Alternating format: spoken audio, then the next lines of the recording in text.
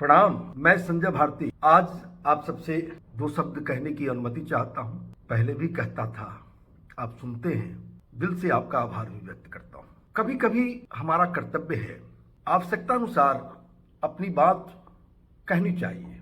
इस कहने के पीछे कोई दुर्भावना नहीं होनी चाहिए, क्योंकि किसी भी रूप में अगर दुर्भावना से कहे गए शब्द अथवा कोई भी संवाद अपना स्थान नहीं रखते। और अगर हम कुछ कहना चाहते हैं तो अपनों को ही जिसे अपना मानते हैं, और किसी न किसी रूप में हम सब एक दूसरे से जुड़े भी हैं। समय समय पर खासकर भारत का इतिहास, हमारा सनातनी इतिहास इस बात का गवाह रहा है कि कुल गुरुओं ने, गुरुजनों ने, ऋषि मुनियों ने समय समय पर शासन सत्ता अथवा उपयुक्त व्यक्ति को, जो सक्षम व्यक्ति हैं, उनको यज्ञ आदि की सलाह दी है। यज्ञ किसके लिए? देश हित में, राष्ट्र हित में, समाज हित में, प्रजा के कल्याण के लिए और शासन सत्ता के उत्थान के लिए। राजा, प्रजा, शासन और प्रजा सब एक दूसरे से जुड़े हुए हैं। अगर प्रजा दुखी हो तो जो सही शासन करने वाले व्यक्ति हैं वो खुश नहीं हो सकते, उनको भी तकलीफ होती होगी। कई ऐसे उदाहरण हैं कि कुलगुरु ने, राज ऋषियों ने, देव ऋषियों ने समय पर उस समय के जो भी राजा हैं, शासन सत्ता में हैं, उनको उचित सलाह दिए। रघुकुल के बारे में ऐसे कई उदाहरण आते हैं। एक उदाहरण हम सबके सामने है। आपको याद होगा, मिथिला राज्य में घोर सूखा पड़ा हुआ था। खाने के मोहताज वहां की जनता हो रही थी। भयंकर अकाल पड़ा हुआ था। उस समय महाराज जनक काफी व्यथित थे, दुखी थे, क्योंकि जनता की जो स्थिति थी वो हाल उनसे देखी नहीं जा रही थी। समझ नहीं पा रहे थे क्या हो रहा है। बारिश बिल्कुल नहीं, सैकड़ों वर्षों तक बारिश नहीं हो रही है। कहां से खेती होगी, कहां से जल मिलेगा?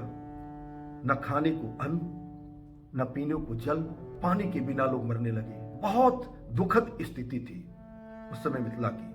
राजा जनक अपने कुलगुरु, और गुरु भी वो उन्हीं को मानते थे, ऋषि अष्टावक्र के पास जाते हैं, उन्हें प्रणाम करते हैं और उनसे अपनी पीड़ा कह सुनाते हैं। अष्टावक्र को सब कुछ पता था, वो सब कुछ जानते थे, समझते थे। उन्होंने कहा, राजन, इस समय आप खेतों में जाके हल जोतिए, ये काम आपको अभी तक कर लेना चाहिए था। जब ऐसी स्थिति बन जाए, और आपके जैसा, चूंकि राजा जनक भी अपने आप में एक महर्षि थे, तो जानते थे कि इतने बड़े तपस्वी व्यक्ति जब हल लेके खेत में जाएगा तो प्रकृति रुक नहीं पाएगी। प्रकृति को अपने सारे सकारात्मक वातावरण पैदा करने होंगे। और ठीक वही हुआ। राजा जनक हल बनवाते हैं, खेतों में जाते हैं और हल जोतना प्रारंभ करते हैं। पूरी की पूरी व्यवस्था, प्रकृति, पूरा का पूरा वातावरण बदलने लगता है। बारिश ही बारिश होती है।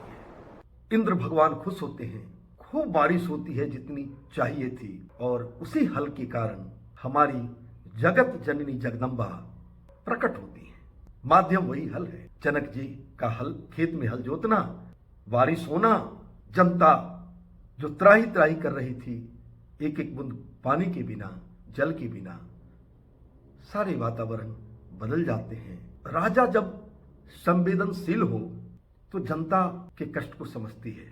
मेरा उद्देश्य किसी शासन सत्ता से नहीं है, लेकिन कुछ बातें कहनी होगी और मैं हाथ जोड़ के कहना चाहता हूं, क्योंकि आजकल कुछ बोलना बड़ा मुश्किल हो रहा है। लोग अलग अलग अर्थ लगाने लगते हैं, कुतर्क देने लगते हैं। इस पर कुतर्क नहीं देना चाहिए, उसमें हम सबका हित है। चाहे हमारे शासक कोई हैं, उनका भी हित है। अगर प्रभु श्री राम ने भी, मर्यादा पुरुषोत्तम श्री राम ने भी अपने गुरु का सम्मान न किया होता, अपने गुरु कुल का, कुल गुरु का, उनके आदेश का पालन न किया होता, तो शायद हम आप आज प्रभु राम का भी सम्मान नहीं करते और वो कभी भी मर्यादा पुरुषोत्तम नहीं कहलाते। वो जहां जाते हैं ऋषियों का आशीर्वाद मिलता है। जहां भी जाते हैं प्रभु श्री राम को ऋषियों का आशीर्वाद मिलता है। तो जो सत्ता अगर ऋषियों के आशीर्वाद से दूर होने लगे, वह सत्ता शासन के योग्य नहीं हो सकती। और ये इसी संदर्भ में कहना पड़ रहा है, जो आदि शंकराचार्य हैं वही सनातन के कुल गुरु हैं, वही सनातन के गुरु हैं। उन्हीं पर सनातन का भविष्य टिका हुआ है। अगर उनकी अवहेलना करके कोई भी सत्ता, कोई भी शासन कुछ कार्य कर रहा है, उन्हें सोचना चाहिए, उन्हें समझना चाहिए, क्योंकि उनके सम्मान के बिना सत्ता का भी सम्मान नहीं होगा, और सत्ता का जहां सम्मान नहीं होगा वहां बहुत विघटन की संभावना बनती है। सत्ता और प्रजा के बीच दूरी बढ़ जाती है और ये उचित नहीं है। बस इन्हीं शब्दों के साथ आप सब हमारी बात सुनते हैं। आप सबका आभार, धन्यवाद।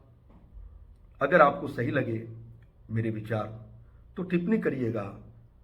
आपसे सकारात्मक टिप्पणी की अपेक्षा करता हूं, कुतर्क की अपेक्षा नहीं करता। जय जय श्री सीताराम, जय जय श्री राधे श्याम। प्रणाम।